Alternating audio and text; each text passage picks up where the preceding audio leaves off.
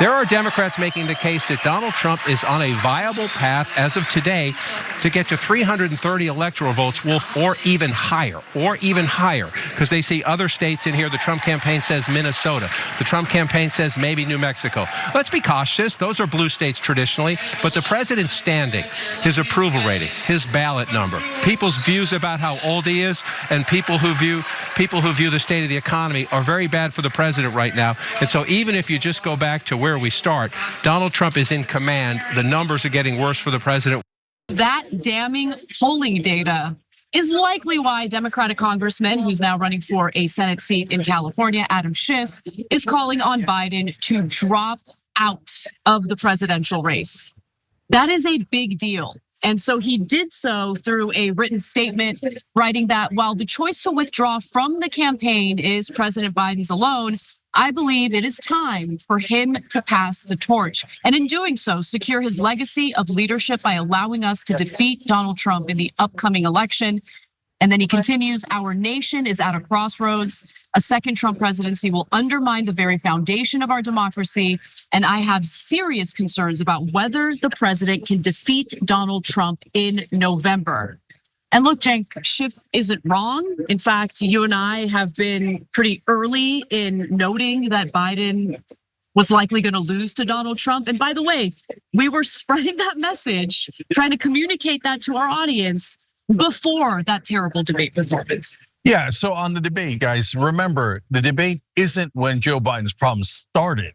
It's just when people started finding out about Joe Biden's problems. Now, it didn't take a rocket scientist to find those problems. We cover the news every day. Those problems were actually evident. But the entire ecosystem, both the Democratic establishment and I would argue the media establishment, were covering it up. And they just couldn't cover it up after the debate. And once the veil was lifted, then all of a sudden the press said, oh, we feel lied to. Oh, come on. You didn't have eyes and ears before the debate? You didn't see him not being able to complete sentences? Well, how come we saw it? Right. How come my hair was on fire so much that I ran against him? So this has been clear for over a year at a minimum, but now the difference maker isn't Biden's condition. It's how it's affecting the other Democrats. So Adam Schiff is a pillar of the establishment, and the establishment never turns on itself. They love attacking progressives. They'll attack anyone who disagrees with the establishment at all, but they never attack each other. I can't remember another time it's happened, okay? So for Adam Schiff to come out publicly against Biden means he's pretty much already done. No way Adam Schiff takes that kind of risk and has the courage to come out against an establishment candidate, especially the presidential candidate, unless the donors not only authorized it, but asked him to do that. So that means not only has he lost the establishment politicians, and we hear that Nancy Pelosi is working the phones to get rid of Biden, but he's also lost the donors, which was his main power base. I've been telling you all along, once he loses the donors, he's a goner because he can't raise money. And that's the only advantage that he has over anyone else, is his ability to raise money from those donors. And then finally, the Democrats in the swing districts, the purple states, they're all in an absolute panic right now because they're almost all going to lose. Even Adam Schiff in a California Senate race is a little worried. Yep. In fact, I got an email. I know it's a fundraising email. I know that they're all cheesy and I know they're all over the top and you shouldn't take any of them seriously. But he did include a poll about how, or a number about how Steve Garvey has outraised them in California. So the Democrats are in massive trouble and they finally realize it. And they realize there is no answer but getting rid of Biden. It really is incredible, right? That you won't get anyone within the party to do anything until they realize that their ass is on the line. And that really bothers me. So putting that aside for a moment, you may have seen some of the news segments or Morning Joe segments where they keep repeating over and over again that no, it's actually a toss-up according to the national polls. It's still a toss-up according to the national polls. Okay, let's actually do an analysis or show you an analysis that compares where Biden was at this point in the election back in 2020 compared to where he is today. Let's watch. This is back in 2020 when Joe Biden won a pretty convincing win, 306 to 232. This is the map as it fills in. Remember the then when you look at the now, because the difference is striking. This is how our CNN political unit, led by David Chalian, projects the race right now. And right now, deep red, solid Republican. Light red, lean Republican. If this map played out, the election were today and the map played out like this, even if the toss-ups went blue, Donald Trump would win the election. Donald Trump would win the election. But the map is even more favorable to Donald Trump if you look through this. New polling today, it's a small lead, but Donald Trump is leading in Pennsylvania right now. Donald Trump is leading in Wisconsin right now. Donald Trump is leading in Arizona right now. And Donald Trump, most believe, is right now has the lead in Nebraska too. Thanks for watching. Our audience has helped build TYT into the media giant it is today. Together, we can accomplish anything. Support our work and join us at tyt.com/team. There is a possibility that Trump can rack up 303 electoral votes. That wouldn't just be a win. He would take that as a mandate, as a referendum on Biden's presidency, and that's not good. That's not good for Democrats. Okay, not good at all. And by the way, I mean, Schiff also isn't wrong about basically how Biden is likely going to drag down the down ballot races. And take a look at how Biden's low approval numbers is dragging him down in the polling as well, or at least in how he's going to perform in these various battleground states. Let's watch. This is new public polling, 7 battleground states released just today. Forgive me for turning my back. I want to turn this out. Look at the incumbent president's vote share. Arizona, Georgia, Wisconsin, Michigan, Pennsylvania, North Carolina, Nevada. 42 is the highest the incumbent president gets in vote share in these battleground states. That's a path to big loss, even if Donald Trump can't get to 50 because of the third-party candidates. Look how closely it correlates to the president's approval rating. This is the president's approval rating, 36%, 37% in Arizona, 42% in Georgia, 40% of the vote. You get it. You follow it through. If he cannot get his approval rating to go that way, he can't move that. And that number has been stuck or getting worse since the debate. And Cenk, to your credit, I mean, you usually talk about Biden's approval rating on a national level, but you keep making the point that no incumbent president with a low approval rating like Biden's has ever gone on to win re-election. You were first in saying that. You said it over and over again. Everyone either ignored it or looked down their noses at you for saying it. But now you have, I heard you with Dan. mainstream media pundits, you have mainstream media hosts, you have cable news calling it like you were calling it literally months and months ago. Yeah, guys, this is what's so frustrating, because if you're a professional in politics, you know that if you're an incumbent in the 40s, you're in a lot of trouble. Very, very, very unlikely to win. In the 30s, almost never happens. That's not a rule that came out last week. That's a rule that's been around for decades. So I would say it to people and they would just go, forget about it. What is that for? What does that mean? Oh, or it's not that important. Well, that means you're just admitting you don't know politics, right? So now all of a sudden, CNN and everyone else a year later are like, oh yeah, he does have low approval ratings. Oh yeah, their approval ratings are what make the difference. That's why the rule exists. They were actively ignoring the rule on purpose to protect Biden. So you look at those numbers and then it tells you a second thing. The approval rating matches his polling in the actual race, right? That's what John King was just explaining. Why is that a second part of why that's so relevant? Because the Democrats keep lying to you and saying, oh no, the approval rating is not important because you just have to look at the alternative. And because of Trump, he'll win anyway. No, but that's the numbers now in the race against Trump. Yep. Those are the actual numbers against Trump. And we were right. No, their approval rating matches exactly. They're voting on the incumbent. That's what we told you. They're voting on that. They're not voting on Trump. And so, and this race has become all about Biden now. It should be all about Trump's problems. Instead, it's all about Biden's problems, because Biden's problems are now so gigantic that even CNN is admitting not 303, 330 electoral votes. And what did we tell you for all this time? Not only is Biden going to lose, but he's going to crush the Democrats in Congress. Down ballot's going to have massive effect, and Trump is going to get to declare that he has a mandate. And that's exactly the road we're on. So the other way that the establishment Democrats will, and to be fair here, the establishment Democrats, a lot of them are on our side, which is weird, super weird, right? But the pro-Biden team. I would say the DNC. The DNC is like delusional, totally delusional. No, because the DNC are purposely lying because they were hired by Joe Biden to lie on behalf of Joe Biden. That's just a fact. I've never seen a head of the DNC disagree with a Democratic president. So just understand their job is propaganda. Literally, their job is propaganda, period, okay? So you're never gonna get honesty from Jamie Harrison or any head of the DNC or RNC, okay? So now look, guys, the politicians are turning, the Democratic politicians are turning on Joe Biden.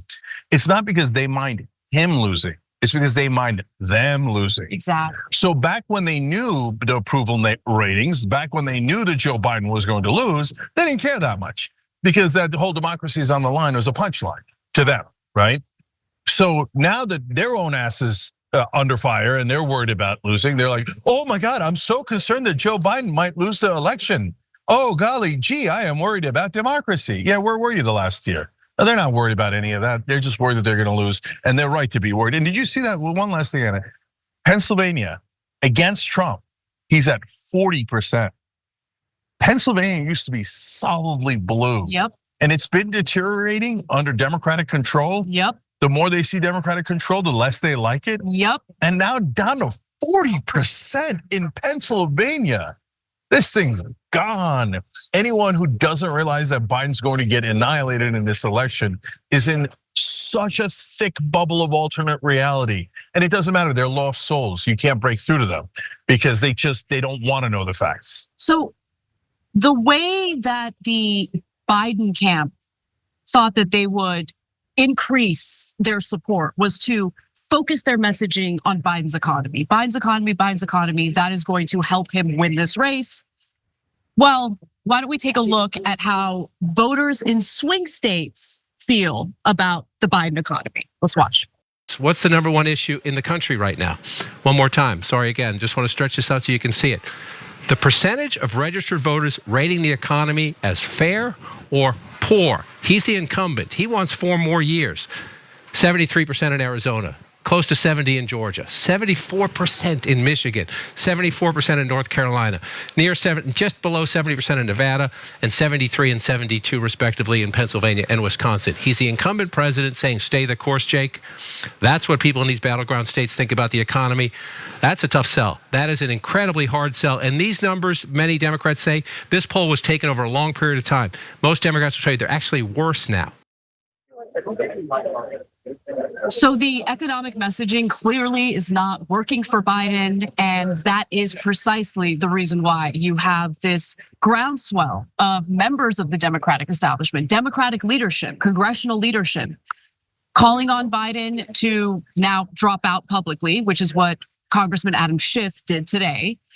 As you mentioned earlier, referenced earlier, you have Nancy Pelosi hitting up Democratic incumbents in really tough races to kind of get a sense of what the polling is in their district.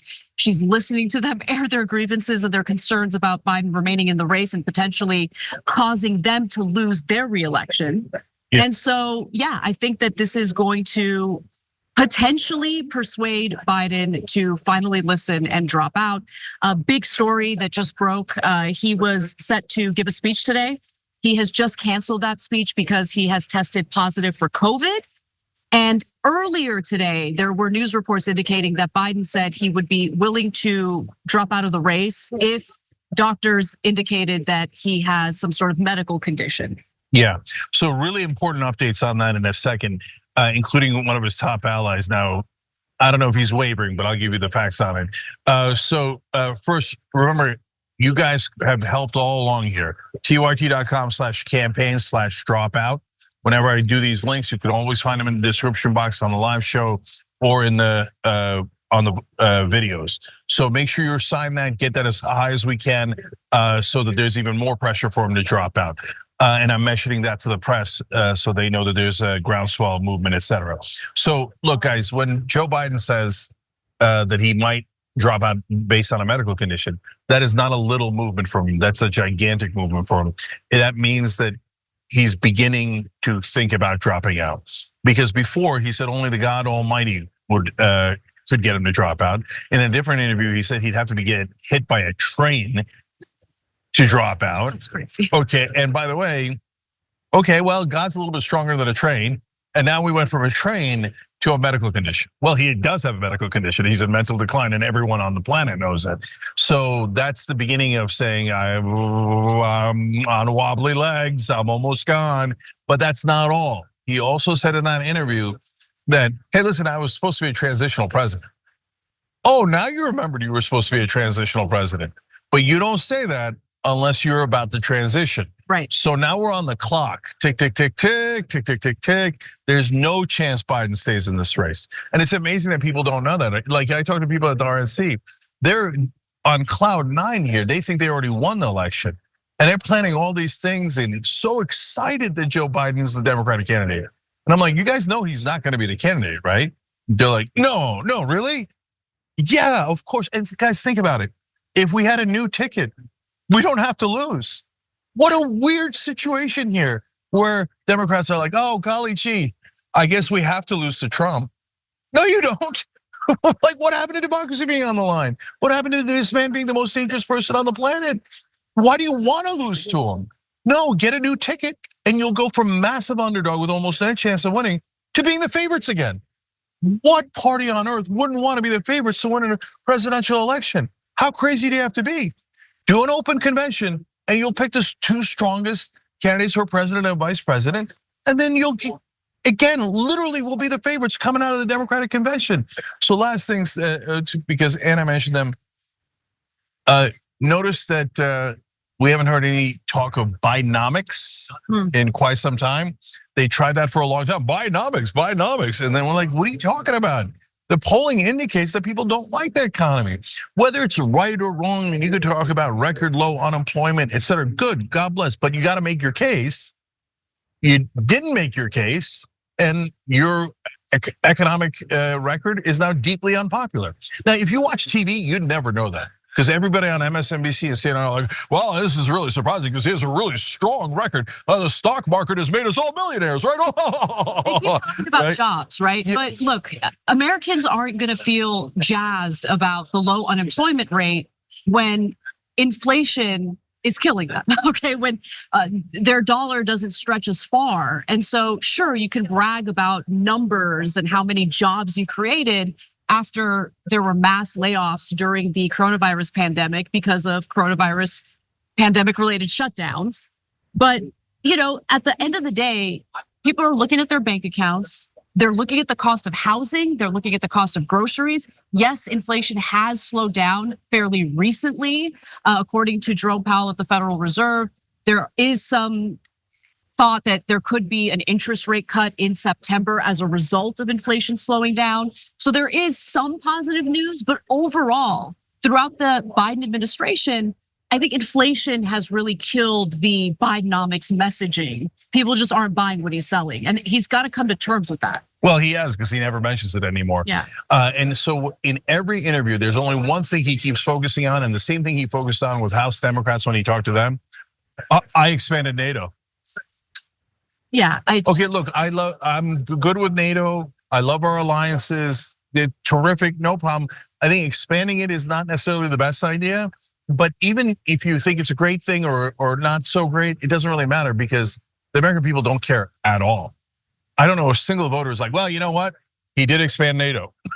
I mean, how do you not know that? How do you not know that not a single voter will say, oh, well, on the upside, he expanded NATO? Like, you think people vote based on that? Do you look at how disconnected they are from reality?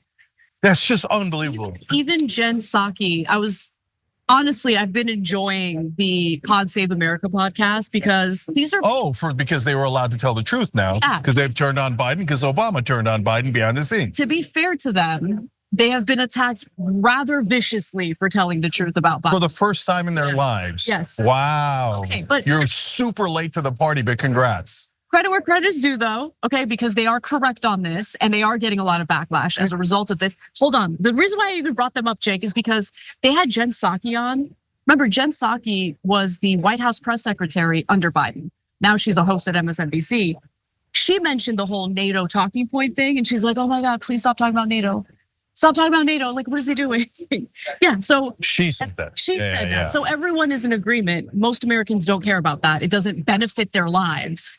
And so again, like, it's just not a winning message. So. And last thing is, Bernie Sanders, in an interview that just happened, they kept pressing him on, do you think Joe Biden is going to be able to complete his second term? And he just couldn't say yes. Because that's the problem with Bernie, is he's totally honest, right? So that's his giant upside, and that's why we love him. But he's like, I don't know, I have health issues, you have health issues, everybody has health issues.